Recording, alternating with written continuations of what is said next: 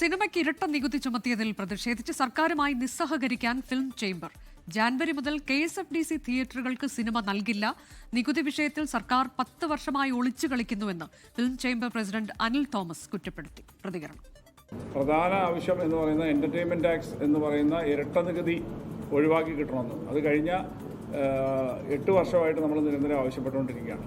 ഭീമമായ നഷ്ടമാണ് ഇൻഡസ്ട്രിക്ക് ഉണ്ടായിക്കൊണ്ടിരിക്കുന്നത്. പക്ഷേ കളക്ട് ചെയ്യപ്പെടുന്ന ടാക്സ് സുഗമമായി ഇൻഡസ്ട്രിയിൽ നിന്ന് സെസ്സും എന്റർടൈൻമെന്റ് ടാക്സ് ഇനത്തിലും സർക്കാരിലേക്ക് കിട്ടിക്കൊണ്ടിരിക്കുന്നു. സർക്കാർ ഒരു രീതിയിലും റെസിപ്രോക്കേറ്റ് ചെയ്യുന്ന ഒരു അവസ്ഥയല്ല ഇപ്പോൾ ഉള്ളത്. അതുകൊണ്ട് ഞങ്ങളൊരു തീരുമാനം ഇപ്പോൾ എടുത്തിരിക്കുന്നത് സർക്കാരുമായി ഒരു രീതിയിലുള്ള സഹകരണവുമായിട്ട് മുമ്പോട്ട് പോകണ്ട, ജനുവരി മാസം മുതൽ എന്നുള്ളൊരു തീരുമാനം ഞങ്ങൾ എടുത്തിട്ടുണ്ട്. വിപിൻ സി വിജയൻ വിശദാംശങ്ങളുമായി. വിപിൻ, നേരത്തെയും ഇവർ പലതരത്തിലുള്ള ആവശ്യങ്ങൾ ഉന്നയിച്ചിരുന്നു. സമര പ്രഖ്യാപനത്തിലേക്കൊക്കെ കടന്നത് നമുക്കറിയാവുന്നതാണ്. ഇപ്പോൾ പക്ഷേ അത് കുറച്ചുകൂടി ഗൗരവത്തിലേക്ക് അവർ ആ വിഷയത്തെ സമീപിക്കുകയാണോ? തുടക്കത്തിൽ എന്ന രീതിയിലാണോ KSFDC തിയേറ്ററുകൾക്ക് സിനിമ നൽകില്ല എന്നിവർ അറിയിച്ചിട്ടുള്ളത്? അതെ അനുജ, ഇതൊരു തുടക്കം മാത്രമാണ്. ഇതിൽ ഒരു തീരുമാനം ഉണ്ടായില്ല എന്നുണ്ടെങ്കിൽ കടുത്ത നിലപാടുകളിലേക്ക്, അതായത് സിനിമ നിർത്തിവെച്ചുകൊണ്ടൊക്കെയുള്ള ഒരു കടുത്ത നിലപാടിലേക്ക് പോകും എന്നുള്ളതാണ് ഇപ്പോൾ അറിയിച്ചിരിക്കുന്നത്. ഈ കഴിഞ്ഞ വർഷവും സമാനമായ രീതിയിൽ ഇതുപോലുള്ള പ്രതിഷേധങ്ങളും അല്ലെങ്കിൽ സമരപ്രഖ്യാപനവും നമ്മൾ കണ്ടതാണ്. അതിനുശേഷം ഇപ്പോൾ മന്ത്രിയുമായി ചർച്ച നടക്കുകയും ഈ സിനിമാ കോൺക്ലേവ് കഴിയട്ടെ, അതോടുകൂടി ഇതിലൊരു തീരുമാനം ഉണ്ടാകുമെന്നൊരു ഉറപ്പും ലഭിച്ചു എന്നുള്ളതാണ് ഫിലിം ചേംബർ പറയുന്നത്.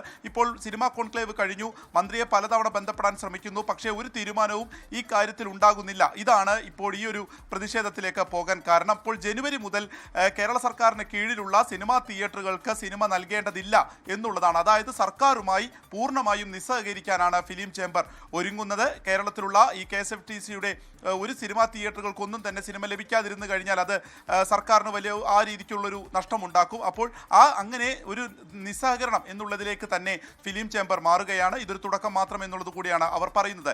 പ്രധാനമായും ഈ GSTക്ക് പുറമേയുള്ള വിനോദ നികുതി ഒഴിവാക്കി കിട്ടുക എന്നുള്ള ആവശ്യമായിരുന്നു. ഇത് ഏകദേശം ഒരു 10 വർഷത്തോളമായി ആവശ്യപ്പെടുന്ന ഒരു കാര്യമാണ്. അപ്പോൾ ഓരോ കാരണങ്ങൾ പറഞ്ഞ് അത് വൈകിപ്പിക്കുകയാണ്. സർക്കാർ സിനിമാ മേഖലയ്ക്ക് വേണ്ടി ഒന്നും തന്നെ ചെയ്യുന്നില്ല എന്നുള്ളത് കൂടിയാണ് ഇവർ പറഞ്ഞു വെക്കുന്നത്.